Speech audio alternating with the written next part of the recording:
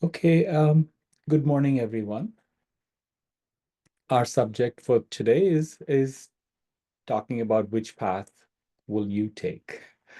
So this is DALL-E generated image, and you can see I played through it a little bit. DALL-E is not very good at following instructions, but I think that they did a decent job here, trying to showcase a fork in the road and some beautiful scenes.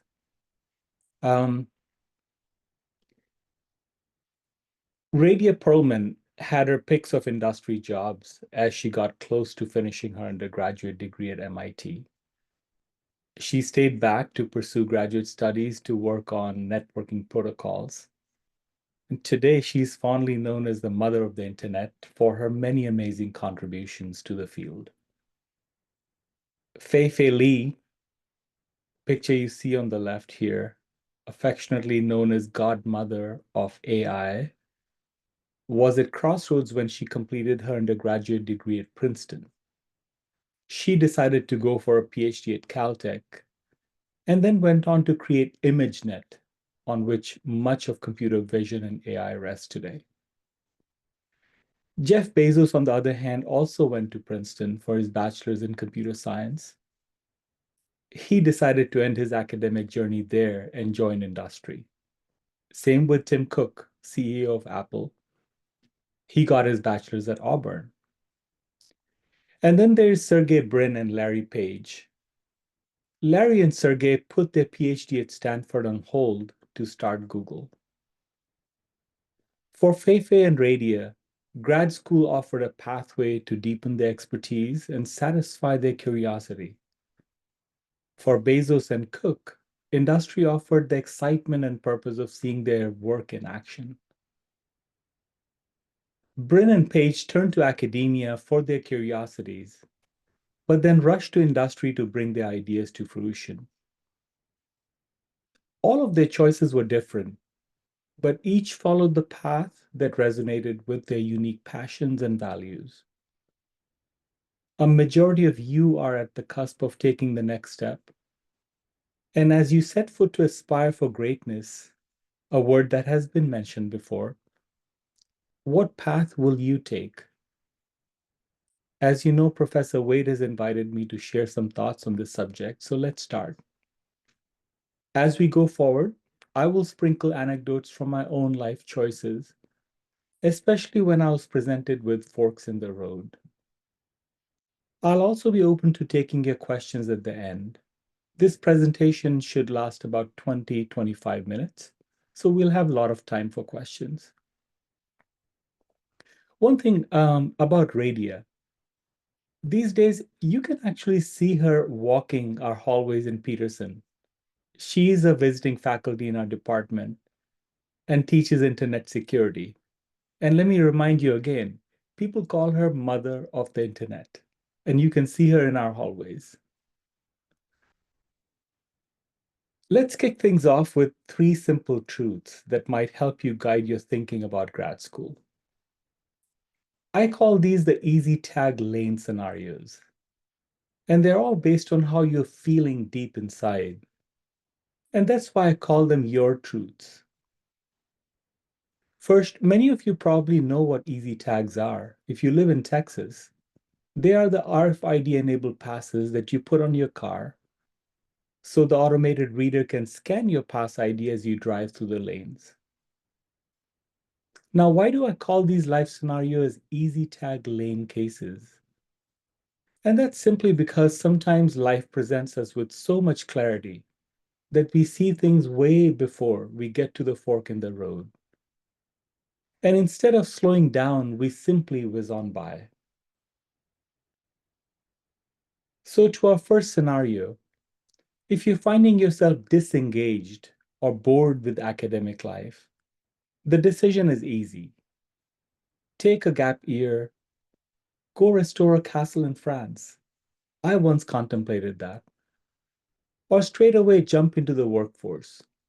The bottom line is you are ready for the change. After all, a dozen years straight through school can calcify things quite a bit. You might wonder about my use of the word bored. How do we know we are bored? Well, some telltale signs are recurring procrastination, looking for an escape, loss of motivation, cognitive overload where things start spilling from the memory, emotional drain, stagnation, and so on. So, as we look at the first simple truth, the important thing is keep an eye for these signs.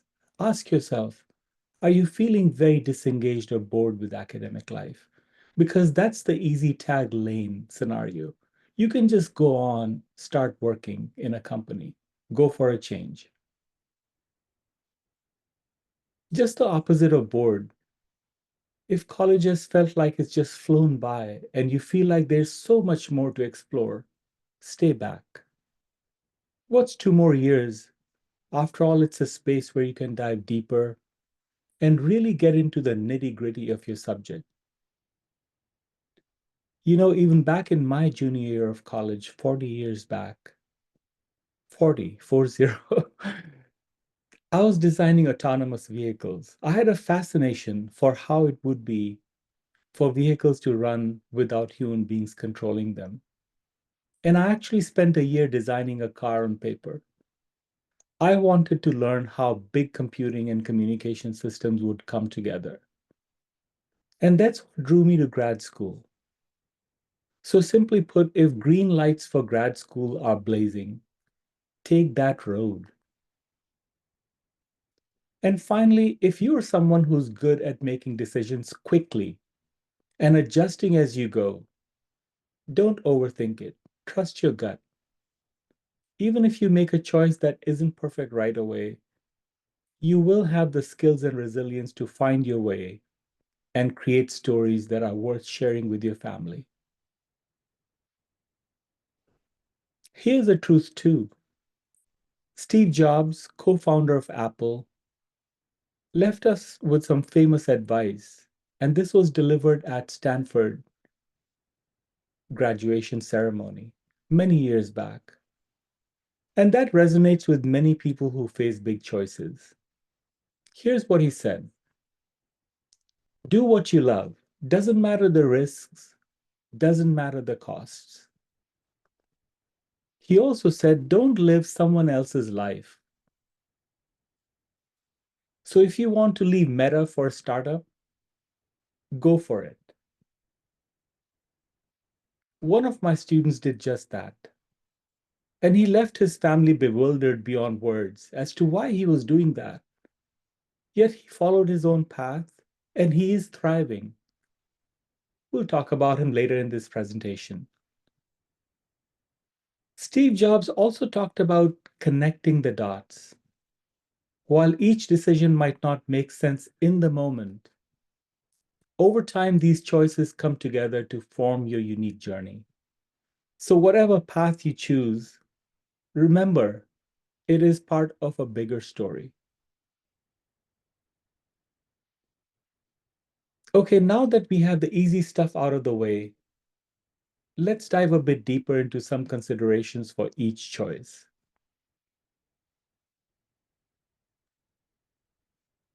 Grad school or industry? Let's start with grad school. So, grad school prepares us to aspire to pierce the knowledge sphere.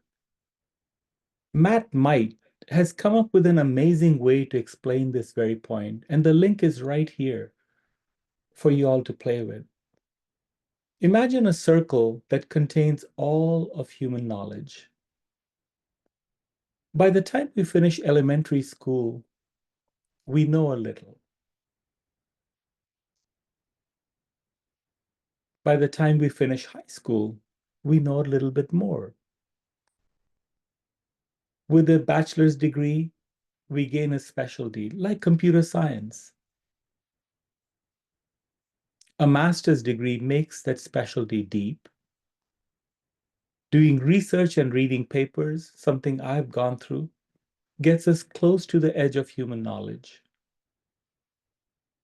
And here we push at the boundary for many years, 2, 3, 4 years, sometimes even more, until one day the boundary gives way. And that dent you call is a PhD. Of course, the world looks different now. Zoomed in, this is the contribution you have made. And zoomed out, where it's minuscule in the world of knowledge. So if you're curious and excited by the thought of making new discoveries or mastering a subject deeply, grad school is the place where you can make that happen. Here's another thing to think about. Steve Jobs said, it's worth collecting and connecting dots. Grad school does just that. Look at the AI-related courses offered in our university. We only have 2 courses related to AI and machine learning in the CS undergraduate catalog. But the list explodes to over a dozen in grad school, not to mention the ones that you could take in electrical and computer engineering, neuroscience, psychology, and the likes. And then attending grad school gives you the added benefit of creating an option for the future. Here's my life. After I finished my PhD, I joined industry. I wanted to learn how to build computers. 20 years later, in 2014, my PhD degree helped me find my way back to teaching, which is where I have been for the last 10 years. This is my favorite, and something that I've been thinking a lot about these days. In time to come, as many of us know, AI is bound to grow to take over many of the routine tasks, including programming, testing. So the jobs of the coming decade will look for intangibles in creativity of thought and creativity of expression. Graduate school, and especially research, which I emphasize a lot in grad studies, drives that point deep. So now that we've talked about the many virtues of graduate education, let's talk about the other path, the value of jumping straight into industry. The first and probably the most obvious one, and a very important consideration for many, is financial stability. You're able to start earning right away. So on the x-axis, you see time. On the y-axis is career growth. It could be measured in promotions. It could be measured in grade. It could be measured in compensation. Here is where you can start paying off loans and gain independence. Here's another part of the chart that shows a couple of years of investment in a master's degree. You start at a higher grade than what you would if you had a bachelor's degree. And these are very typical trajectories of one with a bachelor's degree and one with a master's degree. It is true that after you have been working for a couple of years in bachelor's, that you are almost at the same grade level as what a typical master's student is. You're slightly better compensated, again, in a very typical scenarios. The trajectory of the two is a little bit up to question because in some cases they might run parallel. In some cases, a master's might overtake a bachelor's because they came in with a broader view of the world. And in some cases, you can see a person with a bachelor's degree after a couple of years of experience can simply skyrocket their career. So there is no set rules. It's how you drive your life, how you drive your career once you enter the workforce. Individual growth profiles depend on effort and a little bit of luck. Working in industry also means learning by doing. That's often emphasized, and it's very true. We can start building practical skills quickly, working on real world problems at scale. That said, you have to be very careful with where you work. Larger companies tend to assign repetitive, lower level tasks, especially to recent graduates, especially to recent graduates with a bachelor's degree. So things can get monotonous very quickly if one is not careful. Also, keep in mind that learning comes in narrow paths. And again, this image created by Dali, it shows a beautiful path walkway. If you notice carefully, it is repetitive, it is narrow. So unless you're working for startups or small companies, it can get boring very quickly if you're not careful. So if you follow the path in a large company, the important thing here to highlight is to try to distinguish yourself every single day so you can be the one getting the most creative assignments. Lastly, working in a company instills structure that provides a good sense of security and balance. Like many of us, this can be the difference maker versus a very loosely coupled life in grad school. The best analogy I can give you is to visualize this point is that grad school is like running a marathon where we're competing against our own self. The strength, motivation, focus, and the resolve have all got to come from within us. And sometimes it's hard, even though we have people on the street cheering us on. Working in industry is like playing a team sport, basketball. It's well structured, and the pace is set by our environment. So now that we've talked about each side, let's say a few things to bring it all together. First, here's a simple tool with the decision making. Consider what matters most to you. I've put a few here that we've just talked about. Put them down as a criteria. Choose a scale for weight. Assign the weight to each as you see it, not what I have said, not what others say, but as you see it. Here's where you got to be very honest with yourself in this exercise.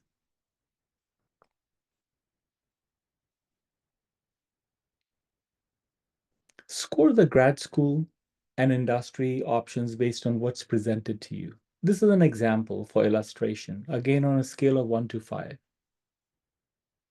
And then after that, generate the weighted scores. There's no one size fits all answer here. Only what feels right to you based on what you value most.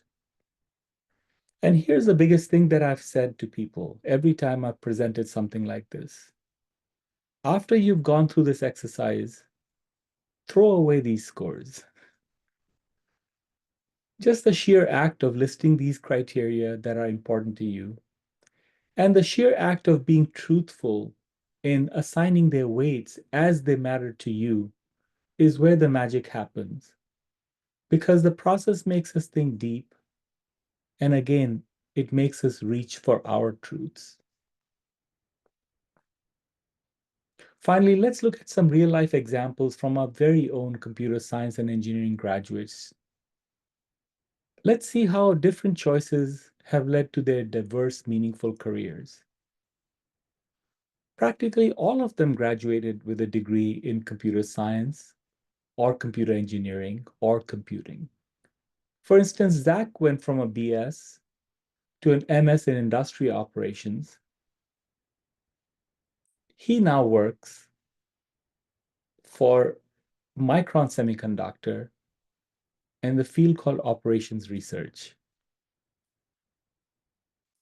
Kong got his bachelor's degree and then stayed back to pursue PhD in AI for healthcare. You might see him walking up on the second floor in Peterson Building. Dan is a merit scholar when he came in.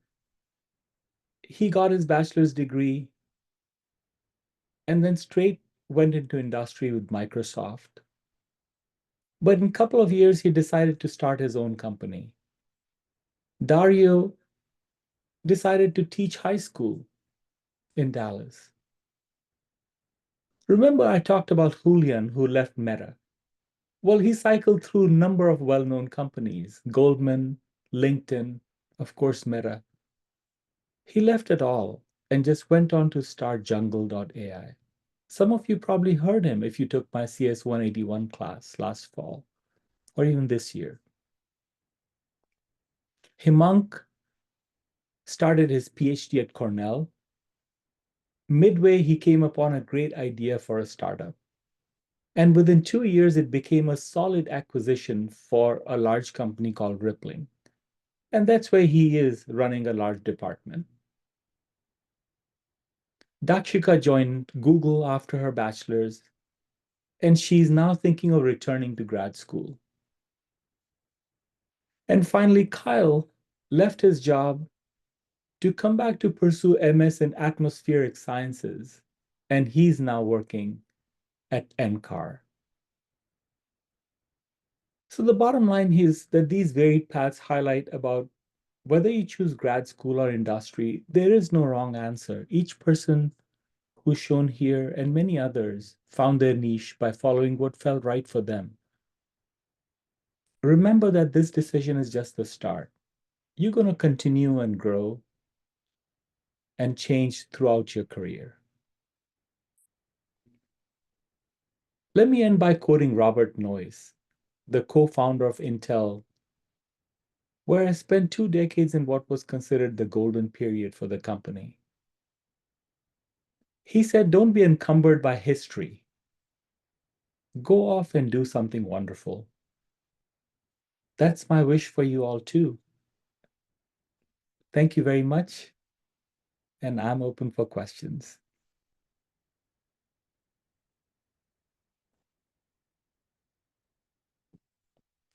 Dr. Tiagi, there is a question from Peyton. It's in the Q&A. Do you think getting a master's degree online versus in person holds any significance? Do companies value online master's degrees less, even if they are from good universities? Yeah, that's a great question because I know for a fact that many of my students have come back and pursued online degrees, and the ones offered by Georgia Tech, Rice, UT Austin are very valuable. I believe Texas A&M is also offering a master's in computer science. The question is about significance. So let me start by saying that any form of formalized higher education is significant.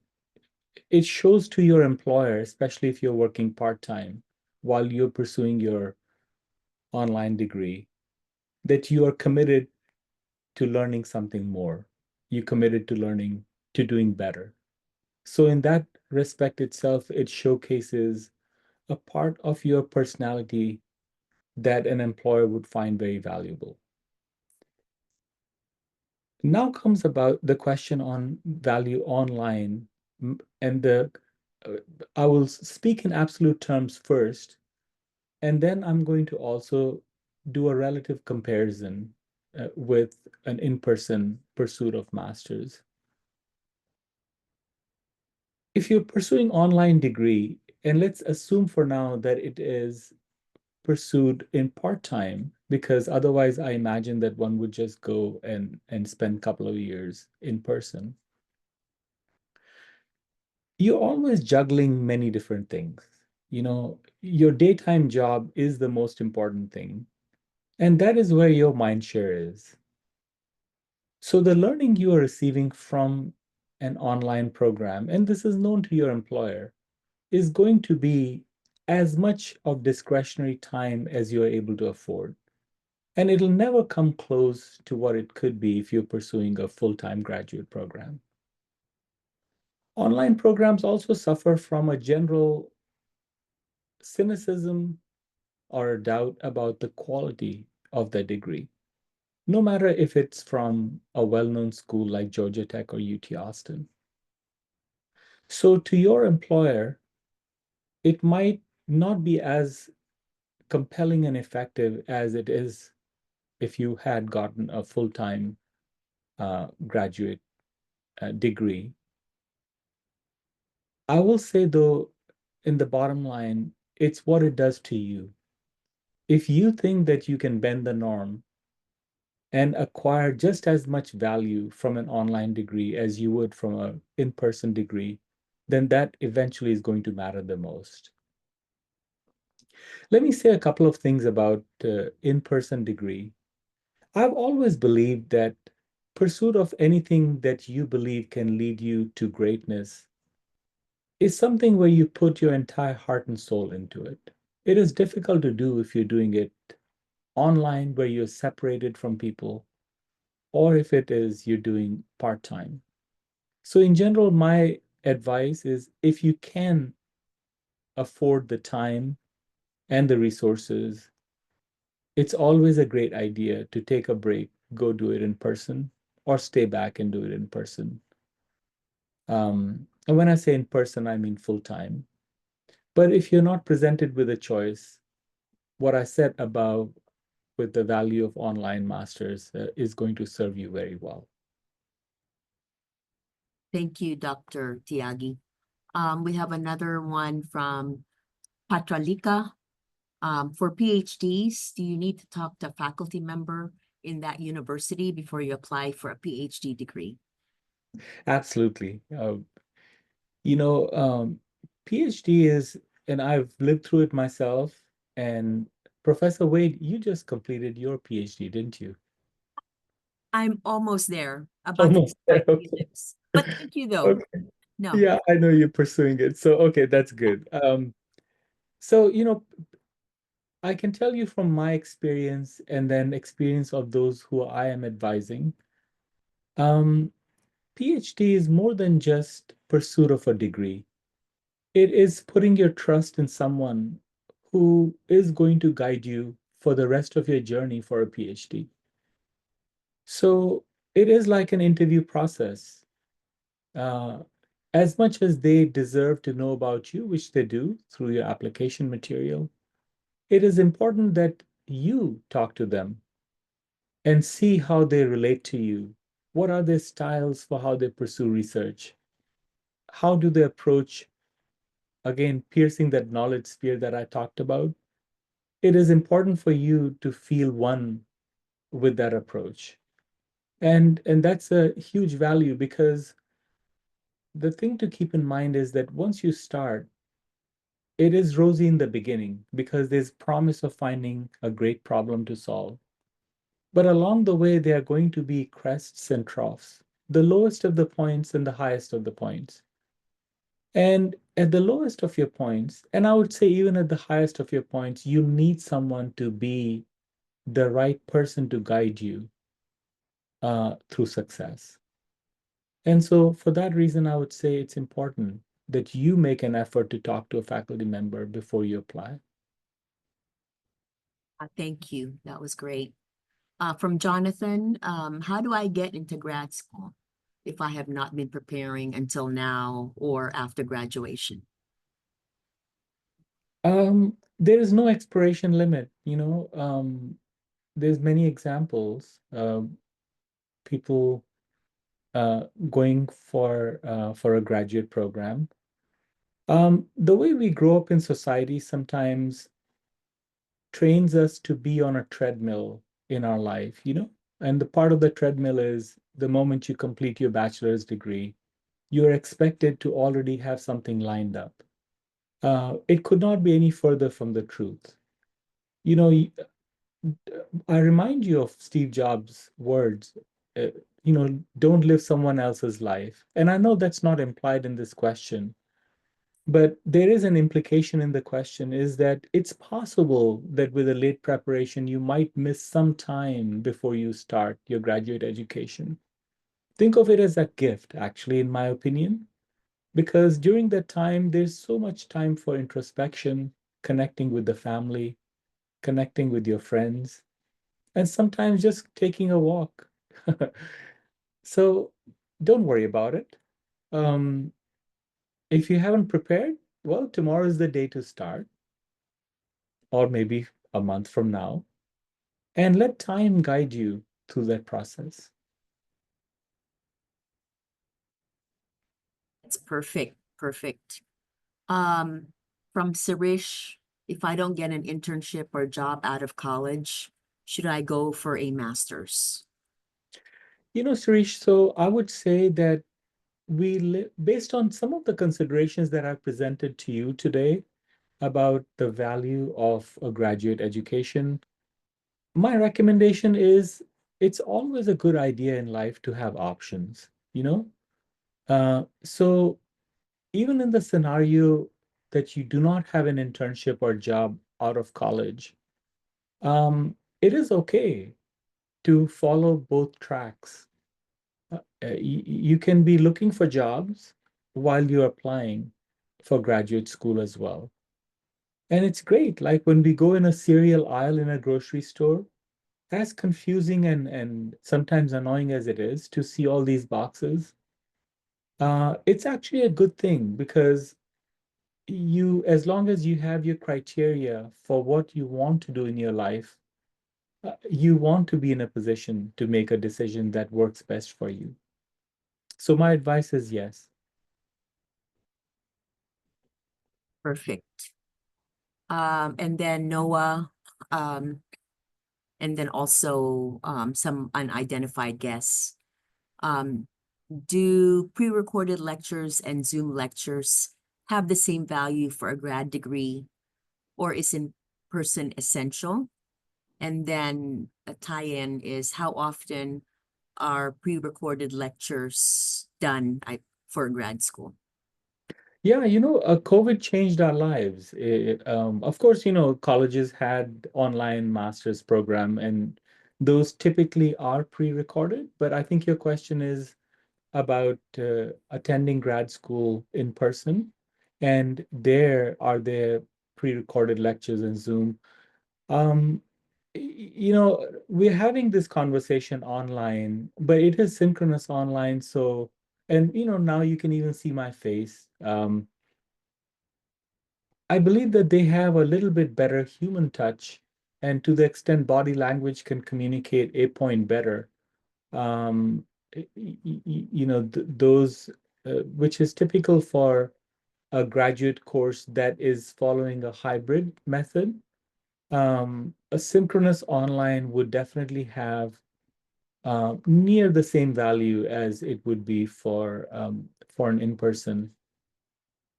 But in general, I would say investing in graduate education is much more serious than what it is for a bachelor's education. And the reason I believe is that practically all graduate courses or research, for that matter, it is deeply personal because you are, again, if you go back to Matt Might's graphics on what graduate degree is, which is getting closer and closer to piercing the knowledge sphere. These are intimate discussions and in-person discussions with someone who's presenting that proximity to the knowledge sphere is very essential. So my advice is to pick a graduate program that stresses more on in-person than the one that does not. I hope current value. I hope I answered that question as well. Well, students, this is an exercise in verbal communication. If you have any follow-up question to your question, you guys can unmute. I know it's scary and it's in the morning, but Dr. Tiagi and I are pretty unconditional. But anyway, I'm gonna continue on to Paul Hedman's question. We are practically all in net negative money getting in college. You mentioned a negative to grad school is supporting yourself. Do grad students that you know of have secondary jobs to support themselves, be paid for research, or take more loans out? For example, like med school, which is another 6 years of school, almost always ensures a high-paying job to compensate. Does a PhD, I would assume, in computing and a computing-related field, directly translate to higher income to compensate? Good question. Yeah, that's great. So give a general answer, but also make it very specific to, right here in our backyard at Texas A&M University. So for graduate students who are only pursuing masters, our department opens up the possibilities of assigning teaching assistantships. These are support where your tuition fees is paid. Um, and you also get a stipend close to $2,300 a month. Um, Many grad students who, again, for now just limiting to master students who are not assigned a TA role, there are roles of senior grader that are paid by the hour, $17 an hour in the current day, with a limit of 20 hours a week. So there is some amount of financial support depending on the situation. Our PhDs are somewhat in a more unique situation in that everyone who is accepted for a PhD is guaranteed support for a reasonable duration, let's say 4 or 5 years, in which you're expected to finish a PhD.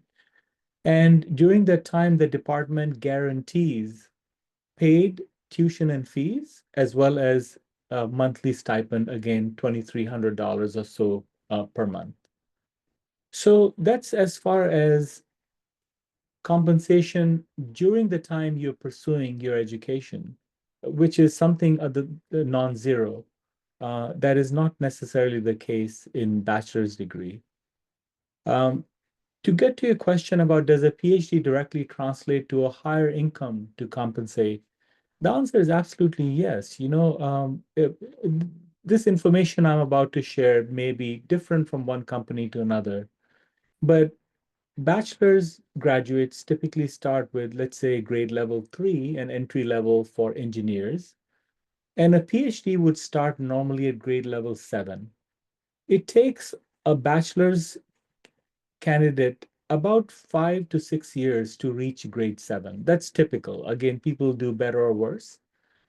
And that 5 to 7 years typically translates to about 50% higher salary. So it is true that incoming PhD students tend to be brought in at much higher salary. But even beyond the salary standpoint, what is true for PhDs is that they are brought in to do some very important things in a company. And so remember, I talked about these narrow halls that you walk through when you start after a bachelor's degree. It is true that you're learning on the job, but it is also true that the jobs are typically very routine in the beginning. That is never the case for if you're entering industry after a PhD. Professor Wade, there was a question from Jeremy before Paul. And if I can read the question. Sure. Okay, so the question is, how important is undergraduate research to getting into graduate school? How much does it matter that your field of research is related to your field of study? Yes. So, um, most graduate schools, especially the ones of very high repute, right? Like our institution, University of Texas, Austin, Berkeley, Stanford, Cornell, Carnegie Mellon, Duke. This is where our graduates have gone on to pursue their graduate program. Practically all of them pay a lot of attention to how prepared you are to play the role of graduate school. This is true even when you're working in a company and you expect a promotion. Your manager is first going to check, are you already playing that role of the next grade before they decide to give you a promotion? So it is true that when you're applying for graduate school, especially, and one I stress very much, is pick an option that makes you write a thesis. Again, remember the currency of the modern day, which is creativity in thought and expression in the field of AI. It is very important that when you go to grad school, that you seriously consider doing it for research. It matters a lot that in your undergraduate that you have shown signs and better yet, shown examples of how you can conduct good research. I have about four undergraduates who are pursuing research with me at the moment, and they're doing an amazing job. And I can see that if they were to pursue graduate school, this work they're doing with me is going to pay in spades.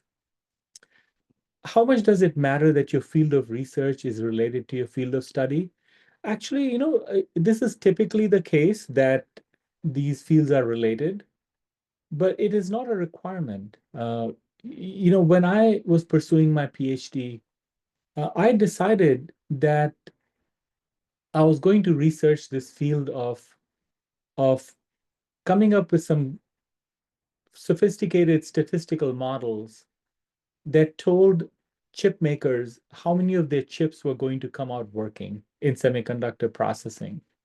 And so the field I turned to build some background is the field of ecology. You know, so for example, when you sow 100 seeds in the ground, if 75% or 75 of them germinate and 25 don't, then your yield of agriculture would be 75%. Making working chips on a wafer is very much similar to that. So for me, ecology was further or furthest from semiconductor manufacturing, but it helped me a lot to seek parallels and get inspiration in how that research done in ecology in 1908 could actually come to rescue in semiconductor yield modeling.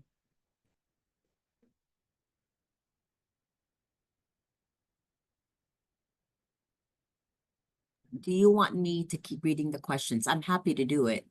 Yeah, I like your voice for Well, reading the thank questions. you. Thank you It's so so much. comforting. Thank you so much. I appreciate that a lot. Um, oh, this is a good one. What is the best way to go about getting a company to help pay for higher education?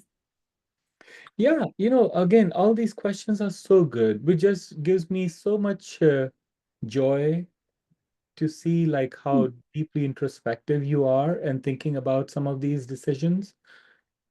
Um, I think the way I would best answer this question is, how life operates.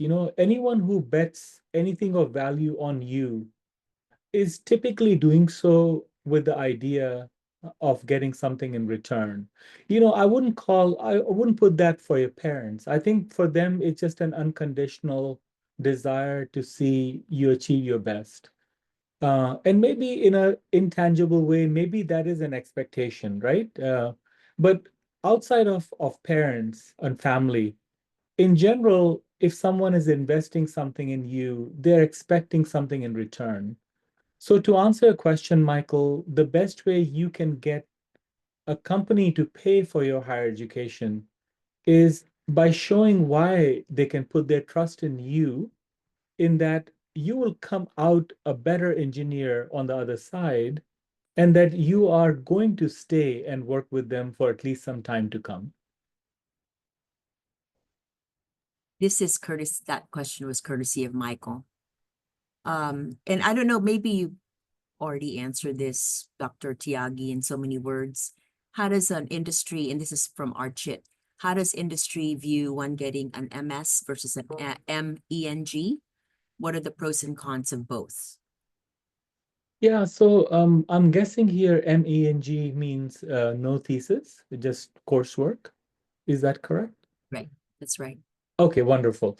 Okay, so the pros is that it becomes a more definitive path where you can aim to complete.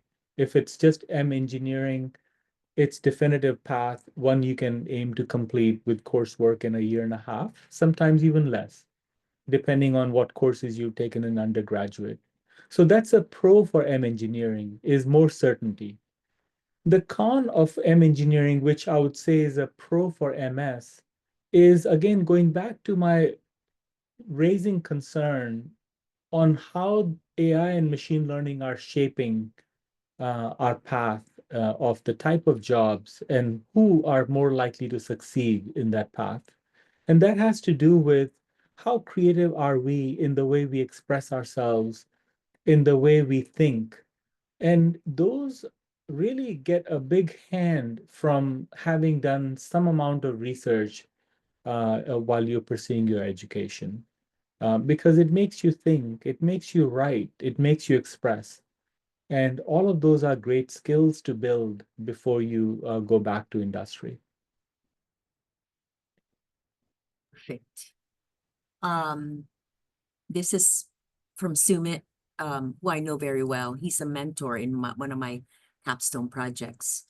Um, what are techniques for someone interested in grad school to narrow down a specific area of research?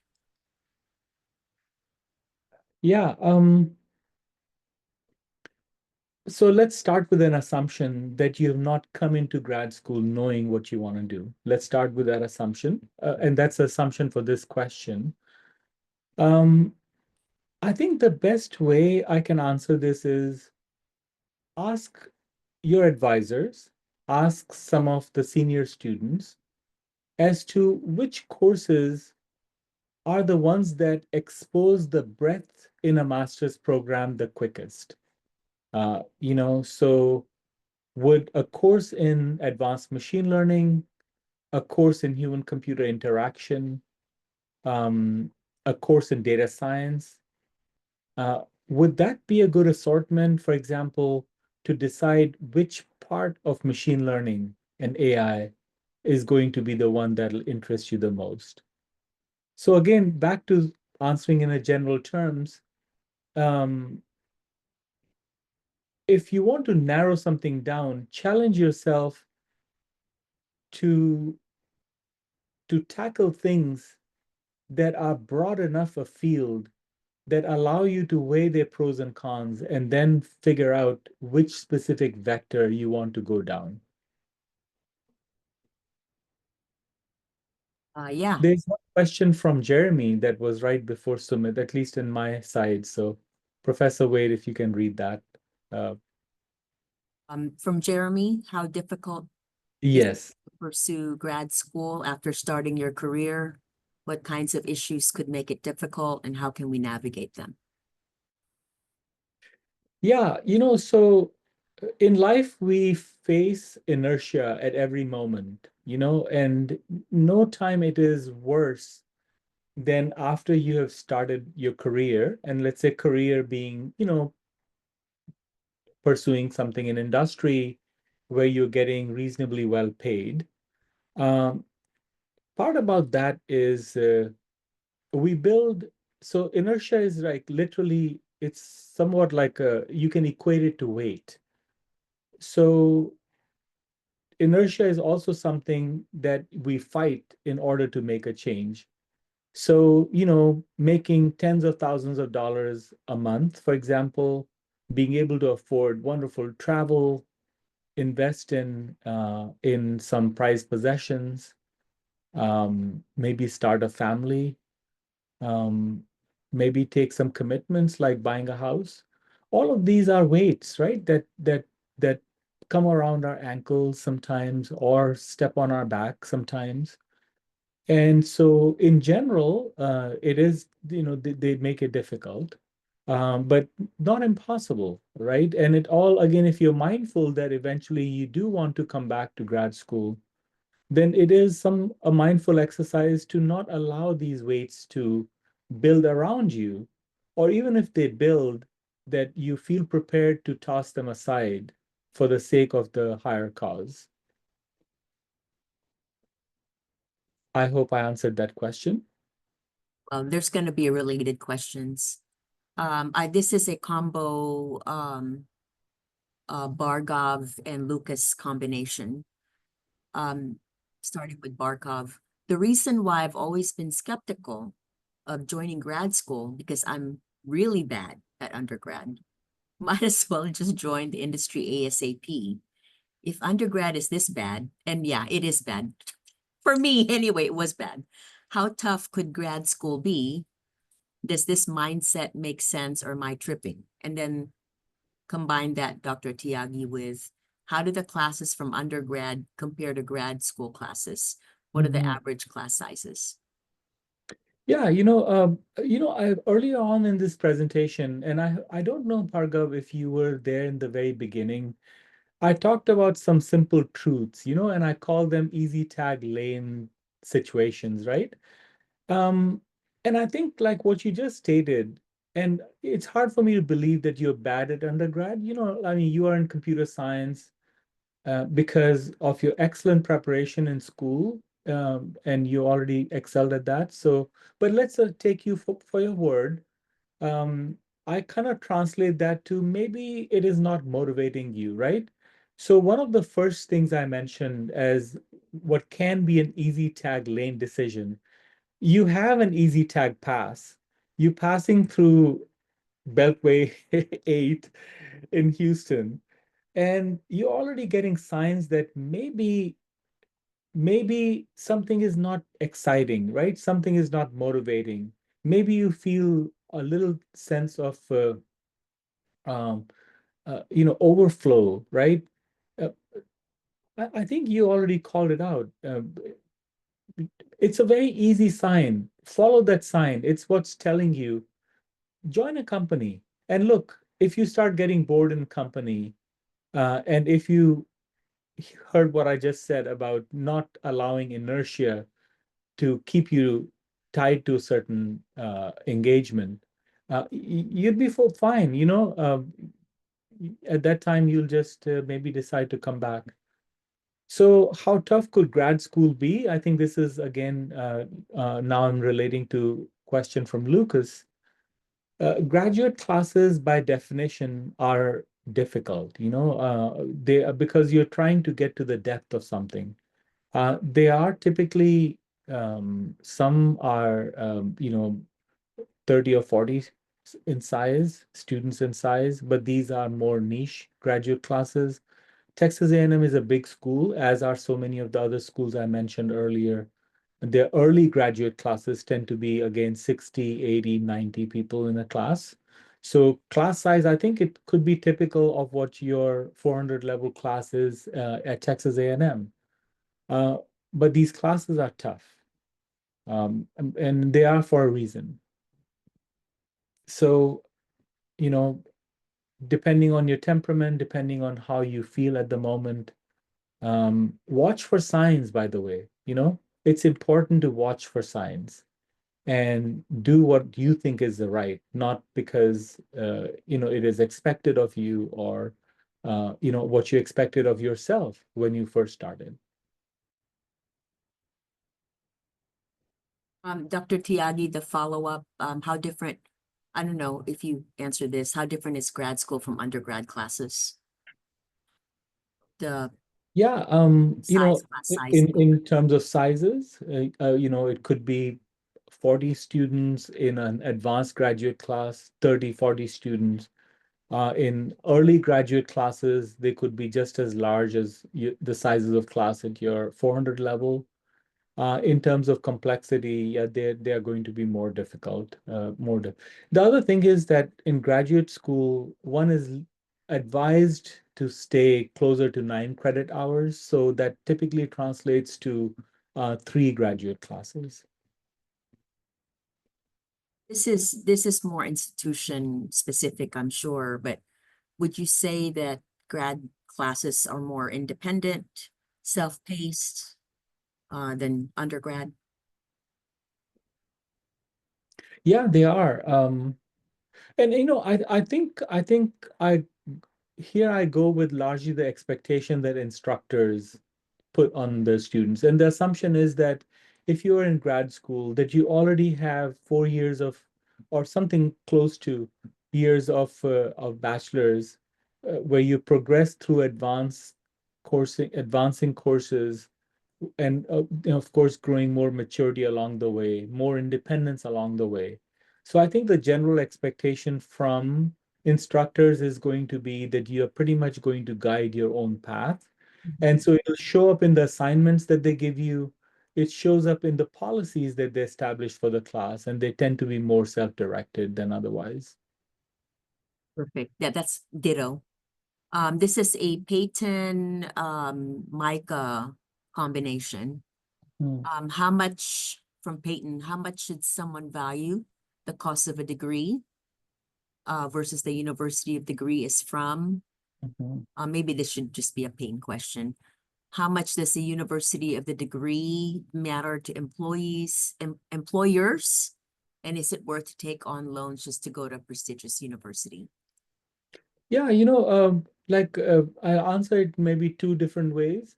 One is that it always have helps to have a prestige supporting you on your resume. I mean, that's it, it'll never be wrong, right?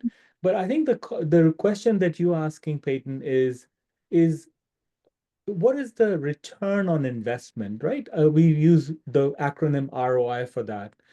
And here's where my belief is that as much as a prestigious university helps, its ROI is actually somewhat questionable. What is most impactful is what you do when you pursue a graduate program. Um, again, I know so many of you, and you've excelled in your classes, you've done great, and you find yourself pursuing computer science and engineering.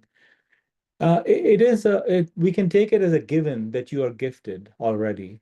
The question is how committed you are and how driven you are, right? And to me, in a graduate education, and to some extent even for undergraduate, it's what you put on your resume as the experiences that you accrued along the way that is going to matter the most. Back when I worked at Intel, at that time, like in the 90s, it used to be a company that people would typically they would crave to get into that company because it was the company to drive technology. There was no other company like it. And I remember, uh, when I grew some seniority, I started joining, or basically becoming member of the hiring team and even hiring for my own teams. And I would often have candidates, who are coming from regular colleges, and then there's some coming from the top schools in the country or the world. And what I saw was that there was really no set pattern or a set recipe for forecasting who was going to be successful. And that successful part was, whether they would be successful in the interview, but more importantly, how they will be successful in their jobs. And I saw someone exceed expectations way beyond imagination, and they came from the most generic of colleges, and someone literally fall apart, even though they were from the best college in the country. So from that standpoint, my answer here is there is a general um, value, and that just establishes the baseline. But the capacity to which how much one can leap out through your resume or on the job really depends on what you have done. So prioritize the latter, and not so much the former. Plus how well you communicate what you've done. That's crucial. Absolutely. Yes. Okay, so this is circling around the ROI question, Dr. Tiagi. Well, I know, I missed Aaron's. What advice do you have for students looking for undergrad research? Lots of current labs looking for either grad students or students with lots of prior experience. And we've got 5 minutes. Do you know of any opportunities for research for undergrads that are hands-on guided and are open to talking to peers? I do not know of opportunities like offhand that I can show you, but I do know that the honors program tends to publish this spreadsheet, which I think, Aaron, I know you. So anyway, uh, you should have access to that spreadsheet where faculty members have posted openings for undergraduates. So that's the first place. But you're right in that a lot of current labs look for graduate students or a lot of prior experience. If you end up in a situation like that, my best advice is that um, as you're going through your higher level undergraduate classes, ask yourself some deeper questions for why it could not be better, like certain ideas, and give yourself a research problem and start piercing a hole through that. And as soon as you have some level of maturity in that idea, just be bold and present it to a faculty who you know is pursuing research in that area. And I think that would be an opening for you to get to start working with them. I've seen examples myself. FYI, everyone, the list that Dr. Tiagi was talking about can be more complete.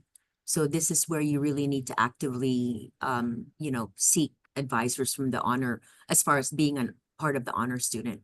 But there are available options. So we've got 3 minutes, but again, Micah, is asking about current job market and computer science, especially for software engineering roles, more beneficial to pursue a grad degree or just enter industry? Let's focus on that, Dr. Tiagi. Yeah, so I'll give a short answer here. I think the market has become very competitive.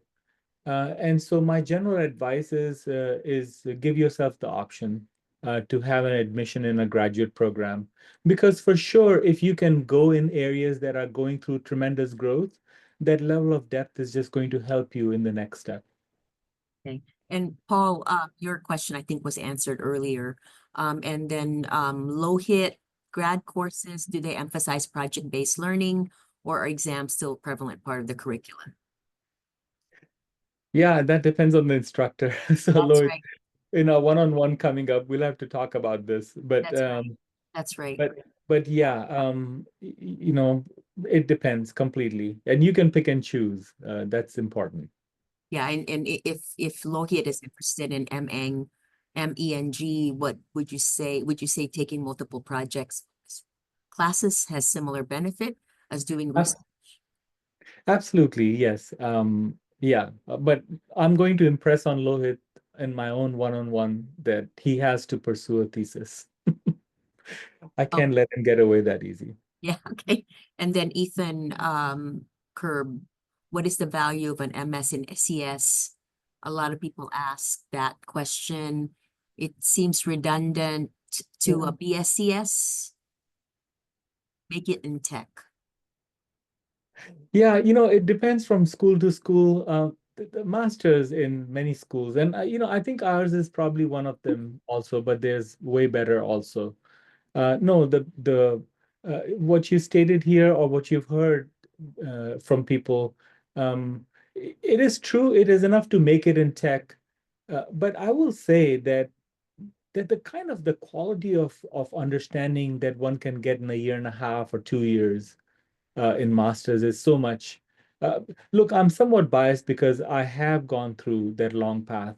But again, Mark Zuckerberg, Bill Gates, Elon Musk, all of these guys. I mean, look, amazing things they're doing, right? So Ethan, I know you, so so you could easily fall in that bucket. So yeah. Yeah, I think prestigious degree matters more, I think, in when you're pursuing academe. It really pays volumes there. But hey, that's just one person's perspective. Any other I'm questions? happy that my presentation was only 20 minutes or less because these questions were so much fun. It is. I Thank think you. I think the themes are, is it worth it? Difficult? Um, I don't know what I'm doing. Those are all the questions we had to answer, right, Dr. Mhm. Tiagi? Yep. Yeah, made me think a lot. Thank you so much. I'm very grateful for this opportunity to come and talk to you. Well, we're grateful for you. Team, can we unmute and give Dr. Tiagi an audible applause? Come on. We Thank love you, you. Tiagi. Woo! See, we're all Love in you. Tiagi, you know that, Thank Dr. you Tiagi. very much. Thank you. All Such a right. pleasure to see so See many of you I know. Thank you. you in the hallways. Okay. Okay, Bye-bye. bye-bye, team. Bye. Bye-bye.